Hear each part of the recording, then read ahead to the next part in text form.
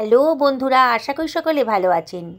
আচ্ছা, আপনারা তো দই কাতলার অনেক রেসিপি খেয়েছেন, আশা করি আপনাদের ভালোও লেগেছে।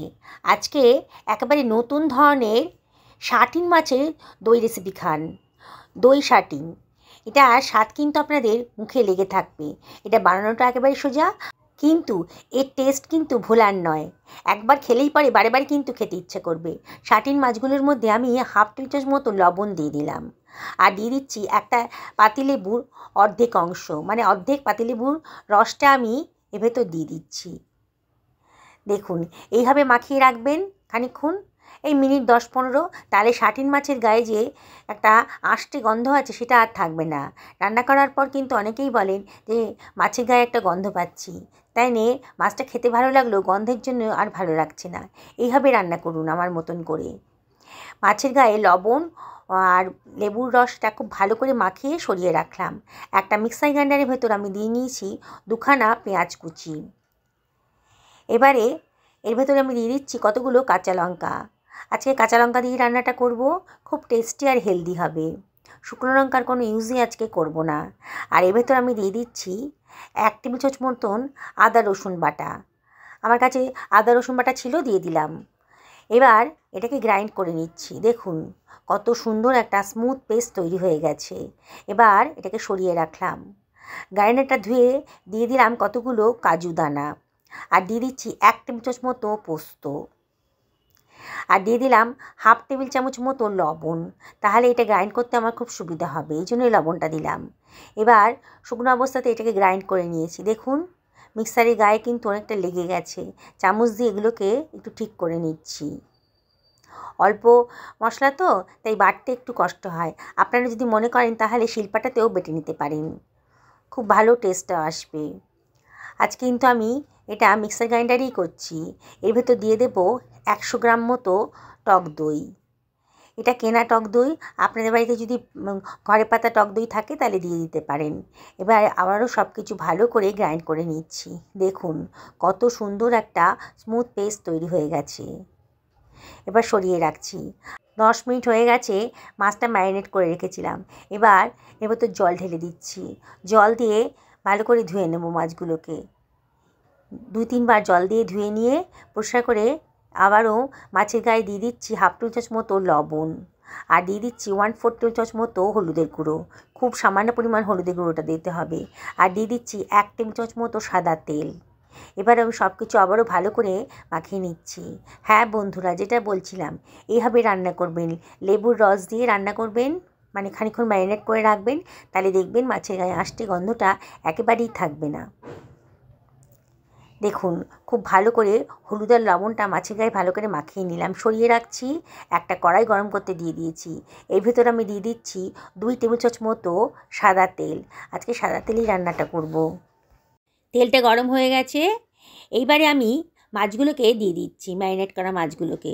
সব মাছ একসঙ্গে ভাজতে পারবো না, ব্যাচে ব্যাচে ভাজতে হবে। বন্ধুরা, আমি আজকে খুব অল্প তেলেই এটা রান্না করছি। আপনাদের যদি মনে হয় আর একটু বেশি তেলে রান্না করবেন তাহলে করতে পারেন। আর আজকে এই রেসিপিটা সাদা তেলে করলেই খেতে ভালো লাগবে। দেখুন মাছগুলোকে আমি উল্টে পাল্টে একটু ভেজে নিচ্ছি, খুব কড়া করে ভাজবো না। মাছের কাঁচা ভাবটা যখন চলে গেছে তখন এগুলোকে আমি তুলে নিচ্ছি। এবার বাকি মাছগুলো একইভাবে ভেজে নেব। বন্ধুরা, রেসিপিটি যদি ভালো লাগে তাহলে লাইক শেয়ার কমেন্ট করতে কিন্তু ভুলবেন না। নতুন বন্ধুরা যারা আজকে আমার চ্যানেলে প্রথম দিন, তাদেরকে রিকোয়েস্ট করব আমার চ্যানেলটা সাবস্ক্রাইব করার জন্যে। পাশে থাকা বেল আইকনটা অবশ্যই ক্লিক করে দেবেন, তাহলে আমার রান্নার নোটিফিকেশানটা আপনারা চটজলদি পেয়ে যাবেন। আর ফেসবুক থেকে যেসব বন্ধুরা দেখছেন তাদেরকে রিকোয়েস্ট করবো আমার পেজটা ফলো করার জন্যে। কাতলা মাছের অনেক রেসিপি তো খেয়েছেন, দই কাতলা তো অবশ্যই সবাই খেয়েছেন। আজকে এই দই শাটিন খেয়ে দেখুন। মাছটার দামটাও অনেক কম, আর খেতে কিন্তু দারুণ সুস্বাদু। আমি ওই বাকি যে তেলটা ছিল তার মধ্যেই গোটা গরম মশলা আর হাফ টেবিল চামচ মতো গোটা জিরে দিয়ে দিলাম, আর পেঁয়াজ আর রসুন আদার যে পেস্টটা বানিয়েছিলাম সেটাও দিয়ে দিলাম। দিয়ে এবার মশলাটাকে খুব ভালো করে কষিয়ে নিচ্ছি, অনবরত কিন্তু নাড়তে হবে। আর দিয়ে দিলাম হাফ টেবিল চামচ মতো লবণ। আমি যখন দই কাজুর পেস্টটা বানাচ্ছিলাম সেই সময় হাফ টেবিল চামচ মতো লবণ দিয়েছিলাম, তাই এখানে লবণটা একটু কম দিলাম। এখানে হাফ টেবিল চামচ মতো ধনের গুঁড়ো দিয়ে দিলাম, আর 1/4 টেবিল চামচ মতন জিরের গুঁড়ো দিয়ে দিলাম। বললাম না আজকে খুব কম মশলা দিয়ে রান্না করব। বেশি তেল মশলা খাওয়া কিন্তু স্বাস্থ্যের পক্ষে একেবারেই ভালো না। অল্প তেল মশলা দিয়েও যে এত সুন্দর রান্না হতে পারে, এই রেসিপিটা খাওয়ার পর আপনারা বুঝতে পারবেন। মশলাটা খুব ভালো করে কষিয়ে নিচ্ছি, অনবরত কিন্তু নাড়তে হবে।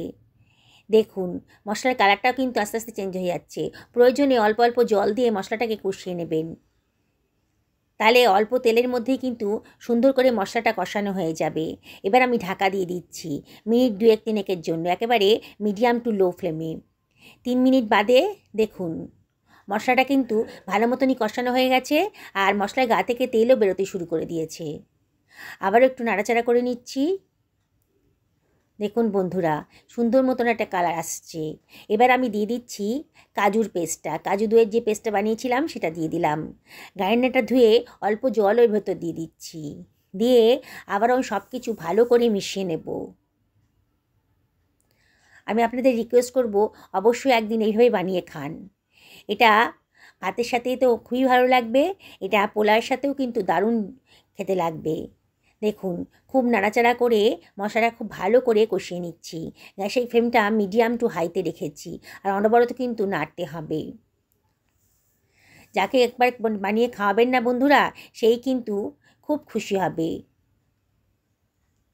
দেখুন কত সুন্দর দেখতে লাগছে। এবার আমি দিয়ে দিচ্ছি জল, 1 বাটি মতো জল দিয়ে দিলাম। কে কীরকম গ্রেভি পছন্দ করবেন সেই ধরনের জলটা দেবেন। দিয়ে আবারও সব কিছু খুব ভালো করে মিশিয়ে নিচ্ছি। ঝোলটা ফুটতে শুরু করে দিয়েছে। এইবারে আমি ভেজে রাখা মাছগুলো এর ভেতরে দিয়ে দিচ্ছি। আমি আপনাদেরকে আবারও রিকোয়েস্ট করব, শাটিন মাছ কিন্তু বাজারে খুব সহজেই পাওয়া যায়, আর এটাতে কিন্তু আয়োডিনে ভরপুর। সামুদ্রিক মাছ স্বাস্থ্যের পক্ষে কিন্তু ভীষণই ভালো। তাই একদিন অবশ্যই আপনাদেরকে রিকোয়েস্ট করব এটা বানিয়ে খান। কতগুলো চেরা কাঁচা লঙ্কা দিয়ে দিলাম, আর দিয়ে দিচ্ছি খানিকটা ধনেপাতা কুচি। আবারও সব কিছু একটু নাড়াচাড়া করে এটাকে আমি ঢাকা দিয়ে দেব মিনিট 5-6 জন্যে, মিডিয়াম টু হাই ফ্লেমে। 5 মিনিট বাদে দেখুন ঝোলটা বেশ ভালো মতন ফুটতে শুরু করেছে। আলতো হাতে একটু নাড়াচাড়া করে দিচ্ছি। আমার কিন্তু রান্নাটা প্রায় কমপ্লিট হয়ে গেছে। আপনারা যদি মনে করেন যে ঝোলটা একটু বেশি রাখবেন, তাহলে আর একটু বেশি করে জল দেবেন। এবার একটুখানি কসুরি মেথি ওপর থেকে হাতে গুঁড়ো করে দিয়ে দিলাম, দিয়ে ঢাকা দিয়ে রেখে দিয়েছি মিনিট 2 জন্যে, একেবারে লো ফ্লেমে। তারপরে আরও 2 মিনিট এটা রেস্টে রেখে দিয়েছি।